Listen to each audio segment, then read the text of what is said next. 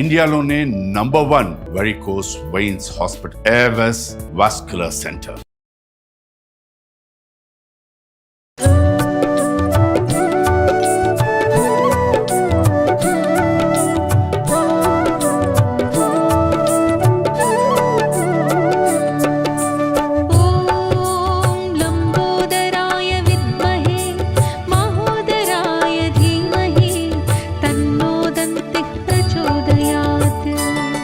AVC hospital సమర్పించు Vinayaka Chavithi special ఎపిసోడ్కి స్వాగతం.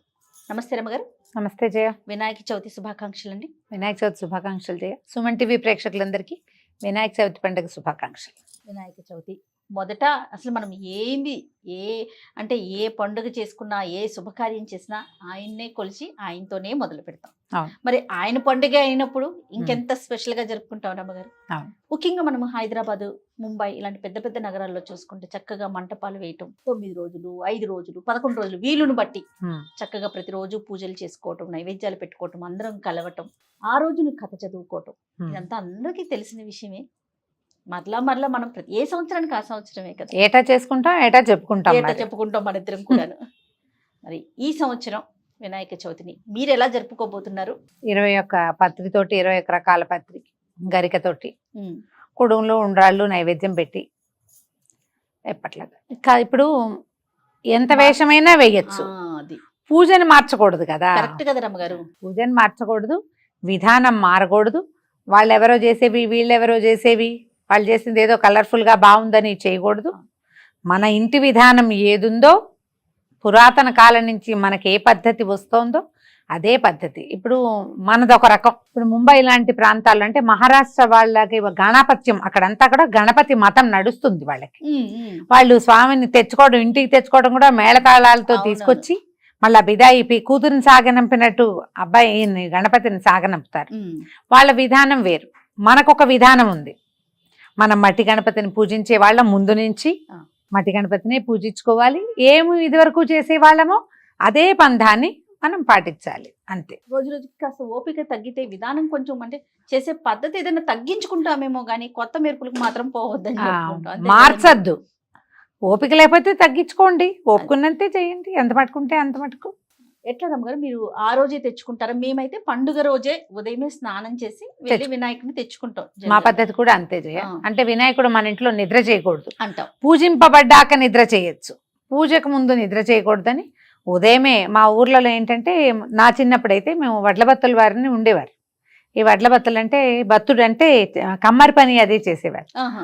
ఆయన ఏం చేసేవాడంటే, ఈ మట్టిని సాగదీసి అట్టు పెట్టుకుని ఒక చిన్న అచ్చు ఉండేది, పొద్దున్నే అచ్చు వేసి పెట్టేవారు సిద్ధంగా. మనం నిలబడే అచ్చు కూడా వేయించుకునేవాళ్ళం. మా ఊళ్ళో అందరూ ఏం చేసేవాళ్ళు కాదు, కొందరు మా ఇళ్లలో జరిగేది. మేము పూజ చేసుకునేవాళ్ళం, స్నానం చేయడం పరిగెత్తుకుంటూ వెళ్ళి తెచ్చుకునేవాళ్ళం. ఇప్పటికి కూడా మేము అదే పందా పాటిస్తున్నాం. మట్టి గణపతి ఆ రోజు ఉదయమే తెచ్చుకోవటం. మేము ఈ అలవాట్లు, పద్ధతులు ఇళ్లలో ఉండే విధానాన్ని బట్టి చేసుకోవటమే. ఈ వినాయకుడిని తెచ్చుకోవటం, ఆల్రెడీ తలంట్లు పోసేసుకుని సిద్ధంగా ఉన్నవాళ్ళు పాలవెల్లి కట్టడం. ఈ పాలవెల్లికి చక్కగా రకరకాల పువ్వులు, తర్వాత కొన్ని రకాల పళ్ళు, ఉమ్మెత్తకాయలు, వెలక్కాయలు, యాపిల్స్ కూడా కట్టేవాళ్ళం తర్వాత కాలంలో, ఒక అరటిపండు, ఇవన్నీ కట్టి వాటికి ఉమ్మెత్తని పూజించడం ఒక మనం గణపతికే చూస్తాం కదా రమ్మగారు. అవును, ఉమ్మెత్త ఇంకెక్కడ వాడం, దాన్ని ముట్టుకోం కూడా మనం. జిల్లేడు, ఉమ్మెత్త ఈ రెండు ఇవాళే. వెలక్కాయలు కూడా ఇంకెక్కడ, ఎప్పుడు మనం సాధారణంగా వెలక్కాయ రాదు, ఈ సమయంలోనే వస్తుంది. ఈ వెలక్కాయలు కట్టడం, అక్కడి నుంచి స్వామివారిని ఒకళ్ళు ప్రతిష్ఠ చేస్తూ ఉండి ఈ పూజ చేసుకునే విధానం మొదలుపెడితే పెద్దవాళ్ళు ఎవరో ఒకళ్ళు కుడులు, ఉండ్రాళ్ళు, పాయసం అలాంటివి ఏవో చేసి ఆ నివేదన చేసేవాళ్ళు. ముఖ్యంగా ఉండ్రాళ్ళు.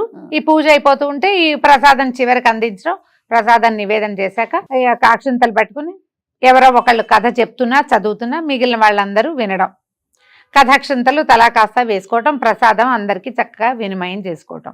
పొద్దున కథ విన్నాము, పూజ చేసుకున్నాం కాబట్టి సాయంకాలం చంద్రుని చూసినా పెద్ద ఇబ్బంది ఏం లేదు. ఈ పల్లెటూళ్ళలో అంటే ఎక్కువ మంది వినాయకుళ్ళు కనపడేవాళ్ళు కాదు. ఈ బందర్లో, మా చుట్టుపక్కల పెద్ద ఊళ్ళల్లో అవి చిన్నప్పుడు విన్నాం కానీ మేము ఎప్పుడు అలా చేయలే. తర్వాత హైదరాబాద్ వచ్చాక ఆ అవకాశం కుదిరింది. 7 గణపతులను చూడాలని 7 ఇళ్ళకెళ్ళి అప్పుడు మరి ఇళ్లలో ఉండేవాళ్ళు. 7 ఇళ్ళకెళ్ళి 7 గణపతులను చూడాలని ఒక లెక్క. అందరి ఇళ్ళకి అలా ఇలా వెళ్ళి చూసి వచ్చేవాళ్ళు పిల్లలు. ఇప్పుడు హైదరాబాద్ లాంటి ఊళ్ళలో అయితే మనకేంటి మంటపాలు వచ్చినాయి కదా, ఆ రోజున సాయంకాలం చల్లగా బయలుదేరి ఏడెనిమిది చోట్ల చుట్టుపక్కల మనకంతా మండపాలు వస్తాయి కదా. అవును.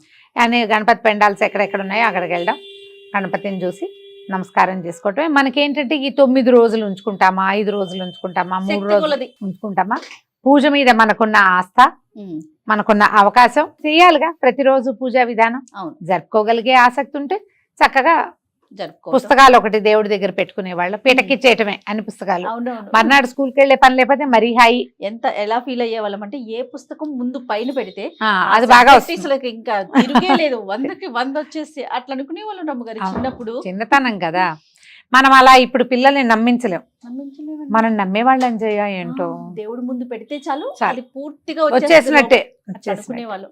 మనకు అసలు అమ్మ వాళ్ళు అలా చెప్పేవాళ్ళు, వాళ్ళు అది మీరు చెప్పటం అన్నట్టుగా కాదు, వినేవాళ్ళం. అది ఆ నమ్మకం ఉండేది. నమ్మకం ఉండేది. పైగా ఫ్రెండ్స్ చెప్పినా నమ్మేవాళ్ళం. ఆ. మేము అలా పెట్టాం, మా అన్నయ్యకి అసలు ఈ మ్యాథ్స్ లో మార్కులే వచ్చేవి కాదు, అవును. లెక్కలు పోయేవి. అవును. కానీ గణపతి పుస్తకం దగ్గర పుస్తకం పెట్టి ఓంకారం రాశారు మా నాన్నగారు. అవును. ఆ తర్వాత మా అన్నయ్యకి 50 మార్కులు వచ్చినాయి. అది. ఇలాంటివి మేము చెప్పుకుని స్వస్తి వేసుకునేవారు. స్వస్తికి వేసుకోవచ్చు, ఓంకారం వేసుకోవచ్చు, రాసుకోవచ్చు. దేవుడి దగ్గర పుస్తకాలు పెట్టి దండం పెట్టుకుంటే చదువు బాగా వస్తుందని. గణపతి ప్రఖ్యాతంగా జ్ఞానప్రదాత. అవును. బుద్ధి సిద్ధి బుద్ధి అంటారు కదా, బుద్ధి వస్తుంది. ఉమ్, బేసిక్ పాయింట్ ఒకటి చెప్పాలి గణపతికి. ఇక్కడ గణపతి ఆరాధన వల్ల కుదురు వస్తుంది మనుషులకి, ఉమ్, బ్యాలెన్స్ వస్తుంది. ఈ బ్యాలెన్స్ కుదురు గణపతి ఇస్తాడని చెప్పడానికి ప్రధానమైన కారణం ఏంటంటే మానవ దేహంలో చక్రాలున్నాయి, షట్చక్రాలున్నాయి. షట్చక్రాల పైన సహస్రారం ఉంది, 7వ చక్రం. అది తల్లో జేజం అంటాం కదా, అవును. ఆమె పైన ఉందని. ఈ 7 చక్రాల్లో మొట్టమొదటిదైనటువంటి మూలాధార చక్రంలో ఉంటాడు గణపతి. ఈ మూలాధారం ఎక్కడుంది? మానవ దేహంలో బేస్ పార్ట్ అది.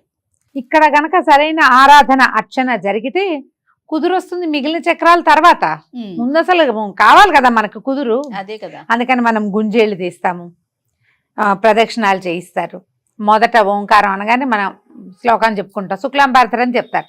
నిజానికి అది పరతత్వాన్ని, పరమాత్మతత్వాన్ని బోధించేది లేదా విష్ణువుని బోధించేది శుక్లాంబరధరం శ్లోకం. ఉమ్, కానీ మనం ఏం చేస్తాము, వినాయకుడికే ప్రఖ్యాతంగా చెప్పుకుంటాం. అవును రమ్మ గారు. పరతత్వాన్ని బోధించేది పరమాత్మ యొక్క తత్వం, అది విష్ణువు కూడా దగ్గరగా ఉంటుంది. అవును. కానీ గణపతికి దాన్ని మనం అనుసంధానం చేసుకుని గణపతి శ్లోకంగానే చెప్పుకుంటాం. ఏదైనా పని మొదలు పెట్టాలంటే మొదటి శుక్లాంబరధరంతో మొదలు పెట్టుకుంటాం. గణపతి ఆరాధన మనకి కుదురుని, స్థిమితాన్ని ఇస్తుంది. ఆరాధన చేసుకోవాలి అంతే, ఉమ్, ఎలా వస్తే అట్లా. ఇప్పుడు దీంట్లో కూడా ఒక లెక్క ఏం లేదు జయ, అవును, అవును. ఇంతే చేయాలి ఇదే చేయాలి లేదు. గణపతికి సింపుల్ నివేదనలు చేస్తాం. పెద్ద నూనె లేదు, నెయ్యి లేదు, హైరాన్ లేదు, మసాలాలు వేపుళ్ళు గంటల తరబడి పని లేదు. బేసిక్ విషయమే కదా. ఏమిటి? కుడుములు, ఉండ్రాళ్ళు. అంతే. తర్వాత పూజ కూడా నీకు 21 పత్రాలు దొరకలేదు, పువ్వులు లేవు, గడ్డిపోచలు పెట్టు చాలా ఆయనకి. గరిక పెట్టినా గణపతి ప్రసన్నుడవుతాడు. అవును. అంటే నీకు శ్రద్ధ కావాలి. శ్రద్ధతో నువ్వు గడ్డి సమర్పించిన భగవంతుడు ప్రసన్నుడవుతాడని చెప్పడం. ఉమ్, మనకు అసలు మామూలుగా ఏం చెప్తారు, త్రిమూర్తుల తర్వాత గణపతే ప్రధానమైన వాడు, ఉమ్, అంతే కదా. మనకి అవును. బ్రహ్మ విష్ణు మహేశ్వరుల తర్వాత అంత ఆరాధనీయుడు గణపతి. ఉమ్, మన జీవనాధారం ఆయనే కాబట్టి ఆహారం కావాలి మనకి. అవును. పంటలకి దేవుడు ఈయన, సస్యదేవుడు అంటారు గణపతి. ఉమ్, అందువల్ల మనం గణపతి ఆరాధన తప్పకుండా చేసుకోవాలి, అలవర్చుకోవాలి. దండం పెట్టుకో కనీసం కదా. అంతే. ఎన్ని రకాల సమస్యలో తీరుస్తాడు గణపతి. ఉమ్. ప్రధానమైన సమస్య మన బుద్ధి జ్ఞానం. కావాల్సింది అది కదా రమ్మగారు. ఎంత సంపద ఉన్నా ఏదున్నా బుద్ధి అనేది లేకపోతే ఇంకేముంది శూన్యం ప్రయోజనం? కదా. ప్రయోజనం లేదు కాబట్టి బుద్ధి కోసమైనా గణపతి ఆరాధన తప్పకుండా చేసుకోవాలి. మీ ఇళ్లలో ఎలాంటి ఆరాధన విధానం ఉంటే ఇంచుమించు అందరిది ఇదే ఉంటుంది. అవును. ఈ గణపతి పూజ రోజునే, ఇవాళ వినాయక చవితి రోజునే మనం 21 పత్రాలు పేర్లు కూడా కొన్ని అసలు మనకు తెలియని కూడా తెలియదు. అవునవును. ఈ ఒక రోజు తెలుసుకుంటాం. పత్రం పేరు చెప్పి ఆ పత్రం దొరకకపోతే ఏ పత్రం దొరికితే ఆ పత్రం పెట్టండి. ఉమ్, లేవు దాని బదులు అక్షింతలు అని చెప్పండి, కానీ పత్రం పేరైనా తలుచుకోవాలి మనం. ఆహా. నామని చెప్పి అర్కపత్రం సమర్పయామి అంటాం. అర్కపత్రం అంటే జిల్లేడాకు. ఆ, లేదనుకో అర్కపత్రార్థం అక్షతాన్ని సమర్పయామి, అక్షింతలు వేయి. ఓ, కానీ నామము ఆ, పత్రం పేరు తప్పకుండా చదువుకోవాలి. ఆహా. ఆకులు లేవు కాబట్టి మానేయద్దు. ఓకే. దూర్వాయుగ్మ పూజ చేస్తాం. దూర్వాయుగ్మ అంటే 2 గరికపోచలు సమర్పించడం, ఆ నామాలన్నీ చదవాలి. అంగపూజ చేస్తాం గణపతికి, అది చేయాలి. ఉమ్, తర్వాత ఈ 21 ఏకవింశతి పత్ర సమర్పణ, ఎన్ని పత్రాలు ఎన్ని రకాలు దొరికితే అన్ని సమర్పించడం. ఏది దొరకలేదు దానికో నమస్కారం, నామం మాత్రం తప్పకుండా చెప్పుకుని పూజ జరుపుకుంటే చక్క కుడుములు ఉండ్రాళ్ళు చేసి కొద్దిగా పాయసం చేసి గారెలు బూర్లు ఏం అక్కర్లే గణపతికి. ఇవి ఉంటే తర్వాత ఏదైనా పళ్ళు గిళ్ళు పనస నారికేలాది జంబూ ఫలాలు పెట్టాలట. పనస అందుకని పనస దొరకపోతే పంపర పనాస పెట్టుకుంటాం మనం. నారికేలం అంటే కొబ్బరికాయ, జంబూ ఫలం అంటే నేరేడు పళ్ళు. నేరేడు పళ్ళు వర్షాకాలం దొరుకుతాయి, అది పెట్టుకోవచ్చు. మన ఇష్టం, మన అవకాశం. ఏది ఉన్నా సరే ఆయనకి సమర్పించుకోవాలి. పళ్ళైనా సమర్పించి పూజ ముగించుకుంటే సరిపోతుంది. రైట్ రమ్మ గారు. తర్వాత కథ చదువుకోవటం. ఇందులో మన సాధారణంగా వ్రతాలు అన్నిట్లలో కూడా వ్రత కథ చదవటం ఒక విధానం కనపడుతుంది. వినాయక వ్రత కల్పనలో ప్రఖ్యాతంగా చెప్పబడేది కథే. పూజ చేతొచ్చినట్టు చేస్తారు. ఈ కథ చదువుకుంటే శమంతకోపాఖ్యానము అవి చదవటం వల్ల ఏంటంటే ఆ రోజు రాత్రి చవితి చంద్రుడిని చూస్తే వచ్చే నీలాప నిందలు రాకుండా ఉంటాయని. ఎందుకంటే మనం కృష్ణుడి గాథ చెప్పుకుంటాం, ఆయన ఎట్లా తన ఇబ్బందిని పోగొట్టుకున్నాడు ఈ కథలో వింటాం. కాబట్టి అక్షతలు స్వామివారికి సమర్పించి కథ విని శ్రద్ధగా కొన్ని అక్షంతలు మిగిల్చుకుని ఆ అక్షతలు కనుక తల మీద వేసుకుంటే ఎవరు కథ వినలేదో వాళ్ళకి కనీసం అక్షతలైనా వేయండి అంటారు. కానీ కథ వినడమే ఇంపార్టెంట్ అని నేనైతే భావిస్తాను. ఖచ్చితంగా ఒట్టి కథాక్షంతలు వేసుకుంటే మీకేదో వచ్చేస్తుంది అనుకోవద్దు. వినటానికి ప్రయత్నం చేయాలిగా, కథ వినటానికి ప్రయత్నం చేయాలి. సొంతంగా చదువుకోండి, ఎవరైనా చదివితే వినండి, చెప్తే వినండి. అయితే ఈ సంవత్సరం మన సుమన్ టీవీ ప్రేక్షకుల కోసం మీ ద్వారా ఆ కథని అందించాలనుకుంటున్నాను రమ్మ గారు. నేను చేద్దాం. పూర్తి కథా విధానం కూడా మీ విధానంలో మనం చూపిద్దాం. అలాగే. సో ఆ అక్షంతలు సాయంత్రం వేసుకోవటం, అప్పుడే పూజ అవుతూ ఉండగానే అక్షతలు వేసుకోవటం, తర్వాత ప్రసాద్ స్వీకారం చేసేసుకోవటం. ఇంకా ఎవరైనా ఇంట్లో ఉన్నారు, వాళ్ళు పనిలో ఉన్నారు, బయటకు వెళ్ళారు, కథాక్షంతలు అట్ట పెట్టండి, వేసుకుంటే సరిపోతుంది. మా వాళ్ళు అయితే ఇంకొంతమంది ఒకళ్ళిద్దరు ఇళ్లలో నేను చూశాను, ఈ కథాక్షంతలు బాగా ధారాళంగా పట్టుకుంటారు, అవి ఒక డబ్బాలో వేసి పెట్టుకుంటారు. ఎక్కడికైనా పని మీద వెళ్ళేటప్పుడు ఆ వినాయక చవితి అక్షంతలు 2 నెత్తి మీద వేసుకుని వెళ్తే పని అవుతుందని నమ్ముతారు. నమ్మకాలు మంచిది కదండి, నమ్మకం. కాబట్టి మీరు ఎట్లా అవకాశం ఉంటే అలా చేసుకో. మనం రాముల వారి కూడా చూడండి అక్షతలు దాచుకుంటాం, కళ్యాణ అక్షతలు దాచుకుంటాం, కళ్యాణ అక్షతలు. సో ఈ విధానాన్ని పాటించాలి. అంతే. ఐటమ్ గారు మరొకసారి వినాయక చవితి శుభాకాంక్షలు అండి. మరొకసారి సుమన్ టీవీ ప్రేక్షకులందరికీ వినాయక చవితి శుభాకాంక్షలు.